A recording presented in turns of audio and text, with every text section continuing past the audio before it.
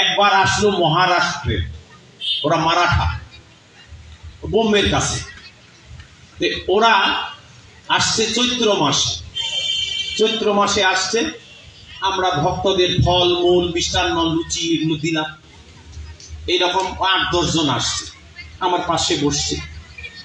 আমি এই আপ্যায়নের জন্য ফলমূল এই যে প্রসাদ আনো দেও। আমার পাশে যিনি ছিলেন তিনি একটু বয়স্ক। তিনি যখনই আমি ফলমূল প্রসাদগুলো দিলাম, আমার দিকে এইভাবে দেখলো।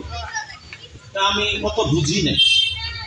তারপরে যখন বারবার অনুরোধ করতেছি নেওয়ার জন্য, রাগ করে ওই দিকে চেয়ারে চলে গেল। আমি আবার বুঝতেছি কি হলো, লোকটা আবার রাগ করতেছে কেন। ওনাদের সঙ্গে ওই দিককারই, কিন্তু ওয়েস্ট বেঙ্গলে থাকে, কিছু বাংলা বুঝে। ওনাকে আমি জিজ্ঞেস করি যে উনি কি আমার উপর অসন্তুষ্ট?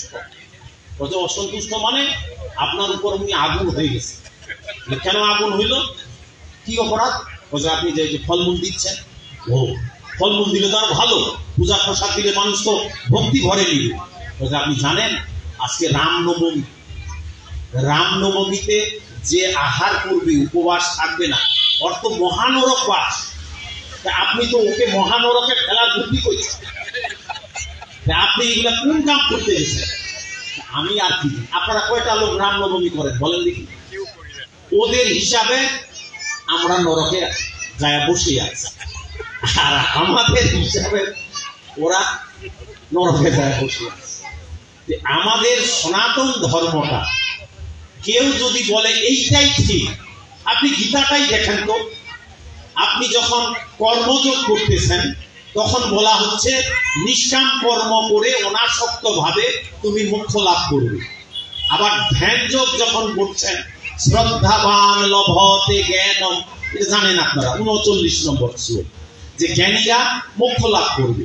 আর যখন আপনি রাজযোগ করতে যাবেন, অমিত্যেক্ষাক্ষরং ব্রহ্ম, ওইটা বলা হচ্ছে যে যোগযুক্তরা মোক্ষ লাভ করবে। আর যখন ভক্তি যোগ করবেন তখন দেখবেন ভক্তির মাধ্যমে ঈশ্বর লাভ। এক গীতাতে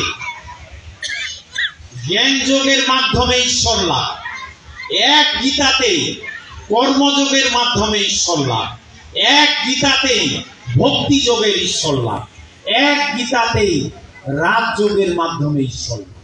ওই অন্য মেলা গ্রন্থ পূজার দরকারই নাই। তাহলে কি করব? ভক্ত কি করবে?